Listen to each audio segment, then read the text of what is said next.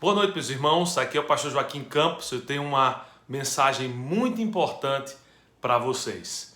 Eu gostaria de compartilhar com vocês uma das minhas mensagens de uma série chamada Um Cristão. E nessa série nós vamos ver o que faz um cristão ser um cristão de fato. Muitas pessoas chamam cristãos e até se anunciam para os seus familiares e amigos que são cristãos. Outros optam por responder ao censo do IBGE quando perguntados sobre que crença eles professam, de responder que são cristãos.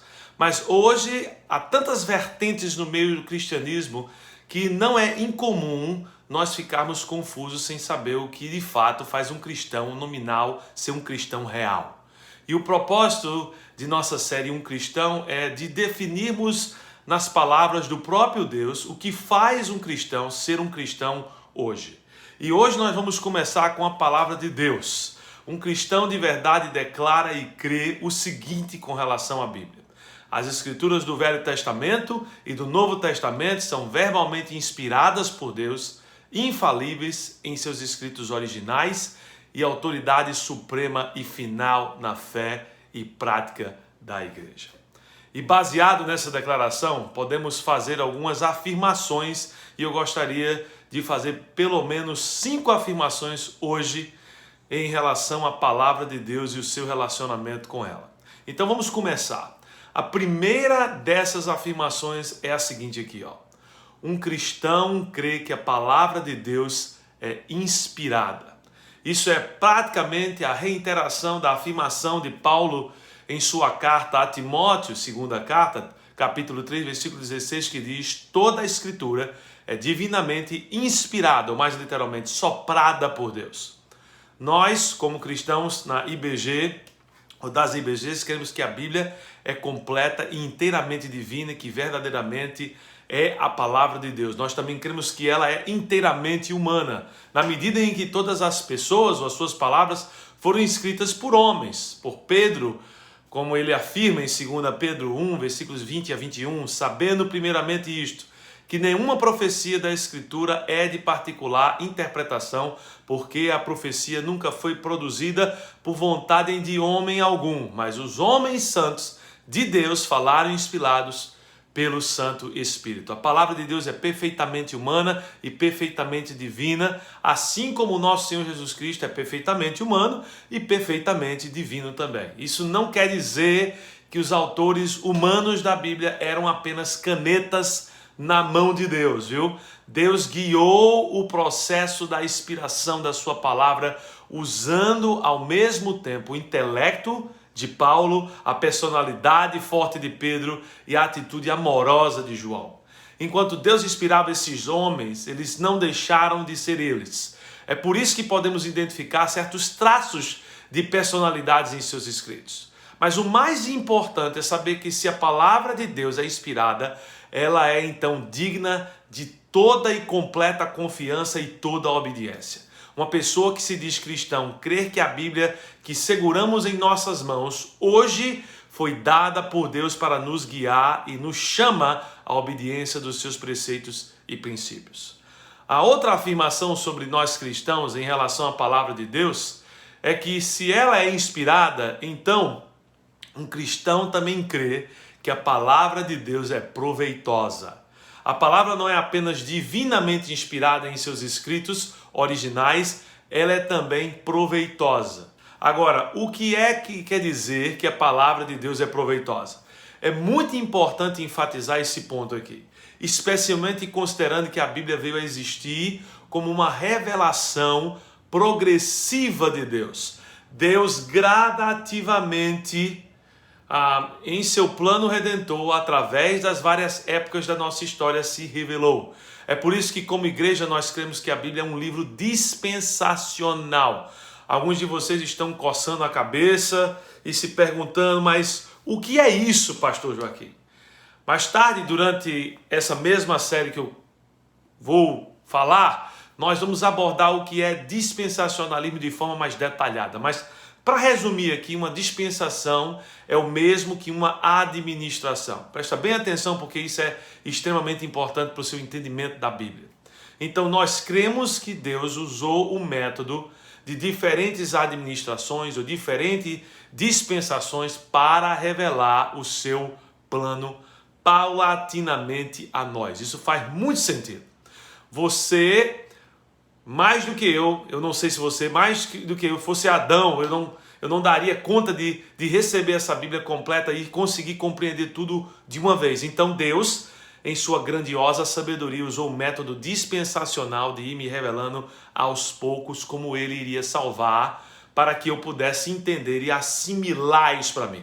Gente, isso faz uma diferença absurda em entender a Bíblia e aplicar a Bíblia para o nosso dia a dia. Muitas passagens deixam claro que nem toda a Bíblia é dirigida a mim, ou escrita sobre o mesmo grupo de pessoas. A maioria das pessoas nas igrejas evangélicas vão concordar que tem coisa no Velho Testamento que não se trata da gente e não é mais para a gente e está sendo feito hoje. Então, ninguém aqui trouxe de uma casa um jumento, né? Está me assistindo aí na mala do carro para a gente sacrificar. Mas se trouxe e quiser me dar, a gente faz um churrasquinho lá em casa. Então, o que eu estou dizendo aqui é que as porções da Bíblia que não foram escritas para nós não devem ser aplicadas a nós. Não usar o método dispensacional para entender as Escrituras é o mesmo que estar lendo a correspondência dos outros aqui. Eu tenho um cartão de crédito aqui, uma conta para dar a você, se você quiser desejar fazer isso. Um cristão real crê que o maravilhoso divino caráter da Bíblia é visto no fato de que, enquanto as suas várias partes foram escritas no decorrer dos muitos séculos e as pessoas debaixo de diferentes dispensações do governo de Deus, toda ela é proveitosa para nós hoje. Somente um livro divinamente inspirado poderia possuir tal caráter.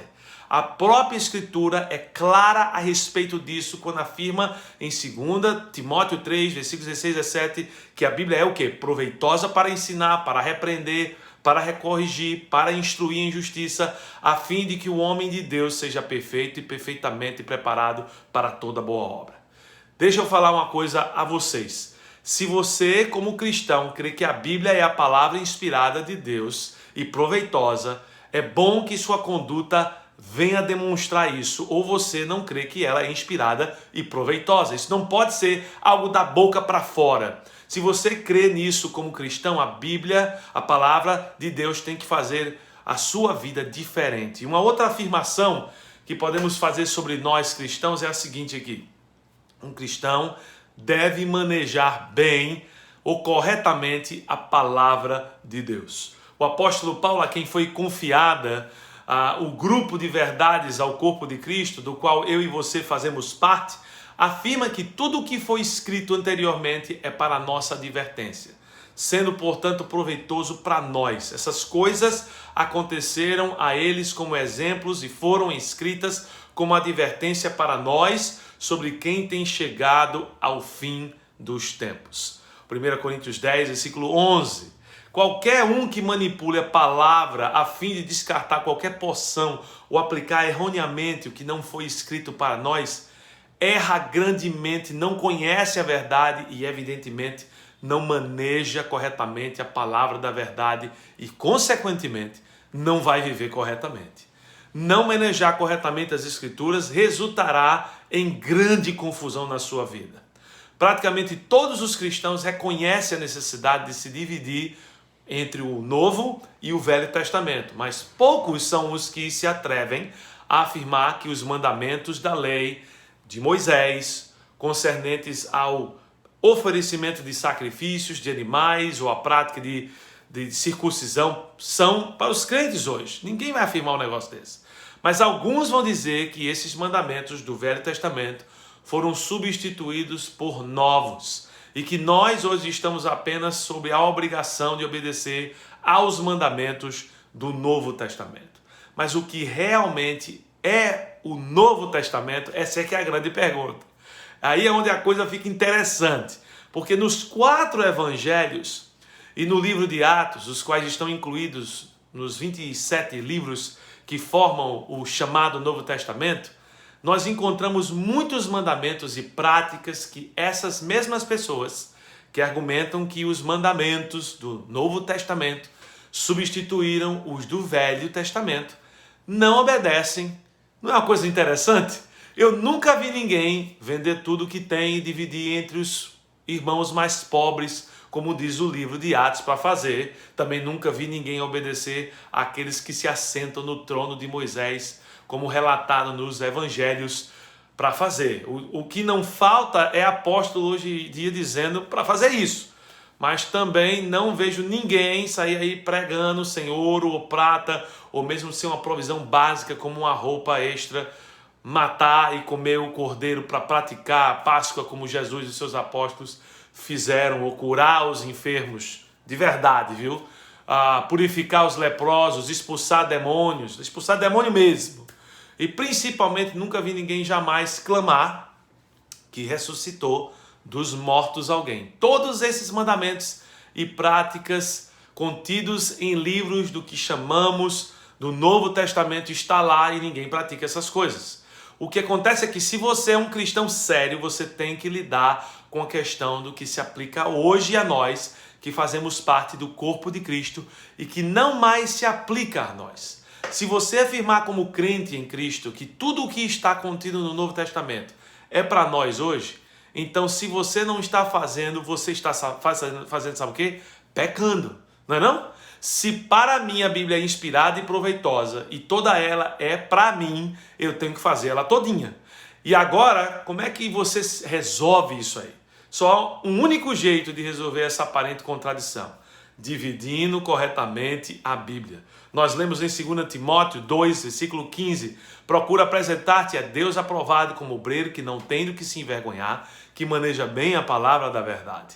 Então, um cristão sério crê e vive sobre a verdade que a Bíblia é inspirada por Deus, proveitosa e deve ser dividida corretamente. Em outras palavras, o que é para mim eu faço, o que não é eu não faço. Agora, como é que a gente decide o que é para nós e o que não é para nós? Aqui é onde a nossa quarta afirmação nos vai ajudar bastante. Um cristão faz as distinções necessárias da palavra de Deus. Um cristão vai fazer as distinções necessárias da palavra de Deus. Para aplicar corretamente a palavra, nós devemos reconhecer outras distinções além das duas divisões principais de nossa Bíblia entre Velho e Novo Testamento. Qualquer pessoa que leva a sério o estudo da Bíblia deve admitir que o Velho Testamento, outra palavra para o Velho Pacto, somente iniciou-se com Moisés aproximadamente 1.500 anos antes de Cristo e pelo menos 2.500 anos após Adão. Então, Gênesis não contém nada do Velho Testamento, do Velho Pacto. E da mesma forma é necessário reconhecer que o Novo Testamento, ou o Novo Pacto, foi estabelecido no sangue de Cristo, de modo que a maior parte dos 4 evangelhos não está sob o Novo Testamento, o Novo Pacto. Por quê? Porque Jesus só sacramentou o Novo Pacto ao final dos evangelhos. Vocês estão percebendo como eu não posso confiar nessa divisão entre velho e novo para basear no que vou crer para mim hoje como igreja? Não tem como. Agora, reconhecer tal distinção não é suficiente para manejar corretamente a palavra da verdade. Eu vou explicar a vocês o porquê não é suficiente usando um outro exemplo aqui. O livro de Atos, que certamente está debaixo do Novo Testamento, do Novo Pacto, pois é posterior à morte e ressurreição de Cristo, contém muitos elementos que não são praticados ou ensinados por muitos cristãos evangélicos hoje, como por exemplo, o dom de línguas, o dom de curas, milagres, ressurreição dos mortos, batismo com água para a remissão dos pecados, e ter todas essas coisas em comum e até mesmo pregar apenas aos judeus são elementos encontrados na primeira metade do livro de Atos. Agora, é a verdade que o movimento pentecostal moderno tem se esforçado para reproduzir estas manifestações miraculosas, mas com resultados, obviamente, duvidosos. O que realmente nós temos hoje é uma grande incoerência da parte de muitas igrejas. Muitas igrejas pregam o que querem do Novo Testamento e abandonam sem explicação o que não querem do Novo Testamento. Você não acha muito conveniente que as igrejas que dizem que os dons de língua, os dons de cura e milagres são para hoje, são as mesmas que não querem dividir as ofertas entre os irmãos necessitados? É muito conveniente, não é não?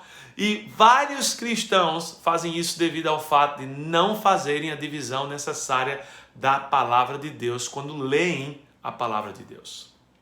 E se você quer ser um cristão que realmente lê a Bíblia para fazer sentido para você e aplicar apenas aquilo que é concernente a você na nossa dispensação vigente da graça, você vai ter que reconhecer o quinto passo aqui, que é muito importante.